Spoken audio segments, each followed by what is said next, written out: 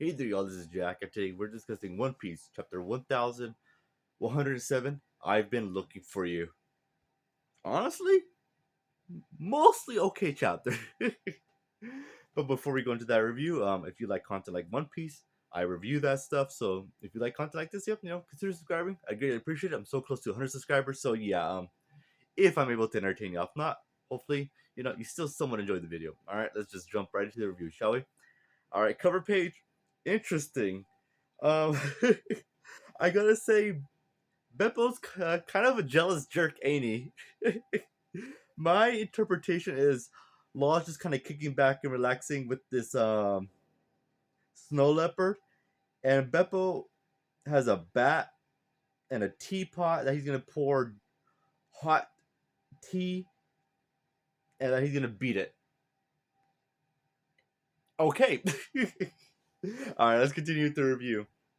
And so, yes, the Vikings are here. Dory and Broggy with the giant warrior pirates. So interesting. It's got to be a bad day, right? To be like if you're on the Marines, because again, the Marines for the most part are actually good guys in One Piece. And to just see these giants just coming in and just start thrashing, destroying your military when you're trying to destroy, uh, you're trying to kill Luffy, who's one of the most dangerous pirates in the world. And yes, he did help let go all those crazy prisoners and impale down Buggy, Blackbeard. Yeah, Luffy's not that great of a guy. So yeah, it's crazy. It's crazy. As the giants just start going through and just start annihilating the marine ships, and we get Usopp's reaction to where he's happy to see them again, because again we didn't see them all the way till it was quite a while ago. I gotta say, I don't know. I want to say it's not obviously they were on Elbaf. That's their island, but yeah, it's been a long time since he saw them. He's happy to see them, and then we get a little panel of kind of a flashback that happened. And I was like, "Come on now, Oda, come on now! If someone just jumped right into this excuse me, into this chapter, they need to go all the way back and read One Piece from the beginning. All right, that's how it goes. I've been reading it from the beginning. Well, I watched it since the Four Kids days. That I caught up all the way to Skypiea, and then that's when I dropped off it. Then reread it on Shonen Jump when it was the Marineford arc. I got right back into One Piece and read it from the beginning all the way till now. Yes. So yeah. Anyway, Usopp's happy to see them, and then we cut to Brooke and Lilith as the ship just keeps sliding and sliding and sliding, and they're like, "Oh, we gotta stop. We gotta figure out how to stop this." But Brooke has no idea how to do it. Like a comedic, and I get what they're doing here. It's like, okay, yeah, we got our ship, we're going, finally, but wait, how do we stop it? It's funny. And then we get Jinbei on his way to Zoro. He's making his way to Zoro, as he said, "This isn't time for picking fights." Zoro, as he could hear the noises coming up, and then we cut to Zoro and Lucci, both of them fighting, and it looks like to be even. And to be honest, I'm kind of disappointed that Zoro doesn't have all three swords out already. Because Lucci, again, he's the world's most dangerous assassin that the world government has.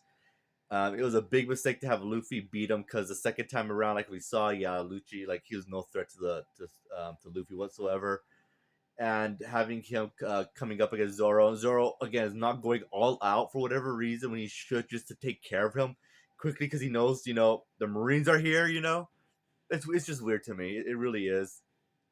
Then we cut to one of the Marine ships getting annihilated, as one of the vice admirals says, "All right, we gotta get all smaller Marine ships just to back out, get out of there." Which I'm not gonna lie, I always assumed all these Marine ships were kind of the same. I always assumed they were all the same Buster Call Marine ships, but apparently not, which is okay. As you know, he's this Marine is just very very irritated. He has a ship fired directly at a pacifist, which I'm not gonna lie, that I nah. I honestly think a pacifist should be strong. I get it. I believe it was pre-time skip. They said that a battleship is equal to a pacifist, but I always assumed the pacifists were more sturdier. That's how I always saw that. I don't know. Let me know what you guys think. I don't think a pacifist should be destroyed after getting one shotted by a battleship. It just seems very, very weird to me. But I don't know. Maybe I'm just overthinking it. And then we cut to Luffy just being happy. Say, "Hey Bonnie, what's up? What the water? Why the water works?" And she said she's crying because she's been looking to meeting him for so long. And Luffy's like, "What are you talking about? We've been here for a while." And she's like, "No, but Nika." And Luffy's like, "Wait, what?" And then Saturn's like, "Oh man, you cockroaches! I'm so tired of you guys."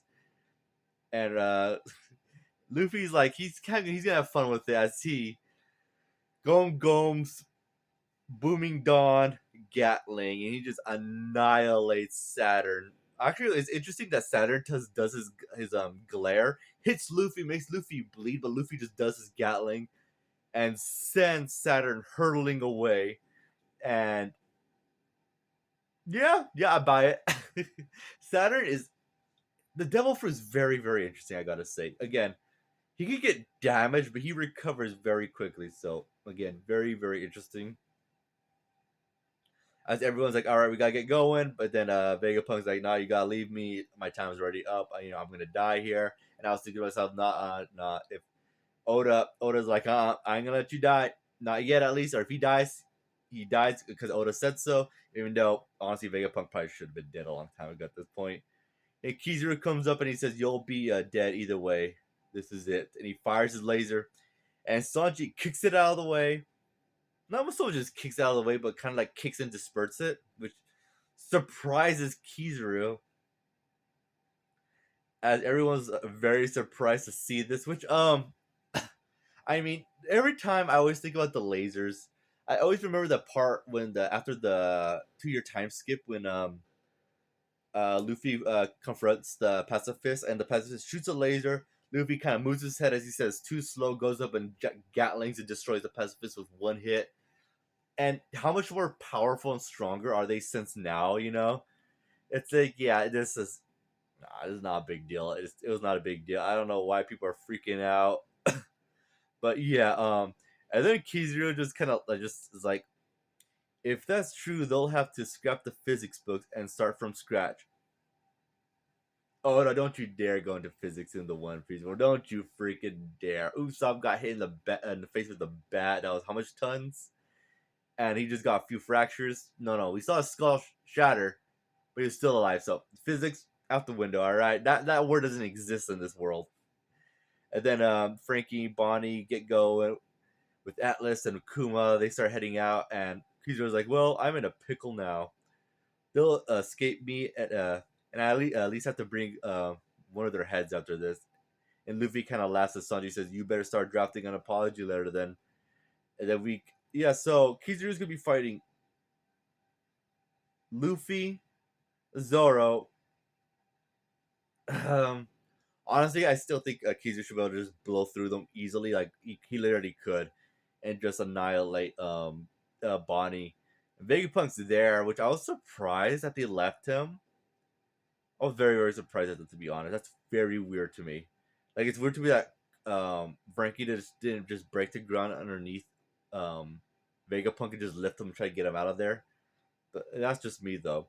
And then we cut to Saturn just getting out of the rubble as someone says, well, it's not every day you see one of the 5 elders down in the dirt. And yes, it's Devon. Devon's here, and so is Vaughn. And it's very interesting that she says, My, look at you. Just what kind of delicious power do you have, huh?" As she continues, "To think an elder would come down to the surface and bless us with his presence, it's unheard of."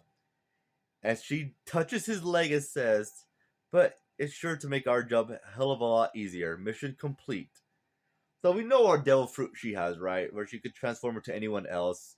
We saw that. I believe it was like, what was it? Like similar to the Nine Tails, I believe. So she touched him, and it's weird Saturn lets this happen. It's very, very weird to me because again, he sees humans as insects, and he's like, "Yeah, you guys are disgusting to me."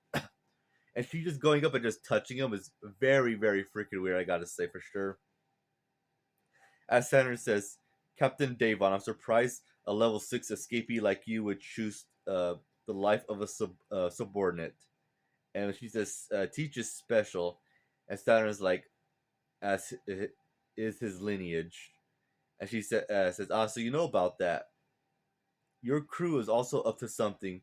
What do you hope to gain with these stunts? Says Saturn. And Vaughn just says, the world. And then they both disappear. So Teach wants to rule the world?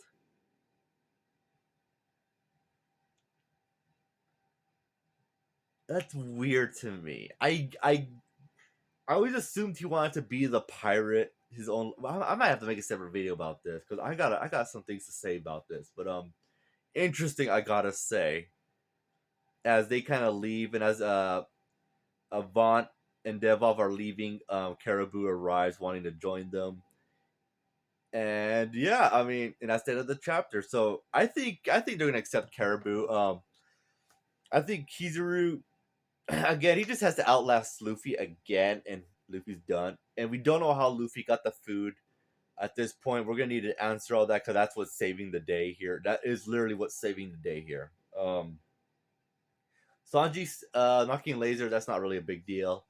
But him and Luffy standing up to Kizaru again. Kizaru should be able to beat them both. It just might take a bit time, but he'll need to. Is he gonna awaken his fruit? I sure hope so. But the only thing I could think of him not wanting to do that is that a lot of Marines are gonna get killed, more than you know. Also, the Buster Call again, not a big deal. Again, as I said before.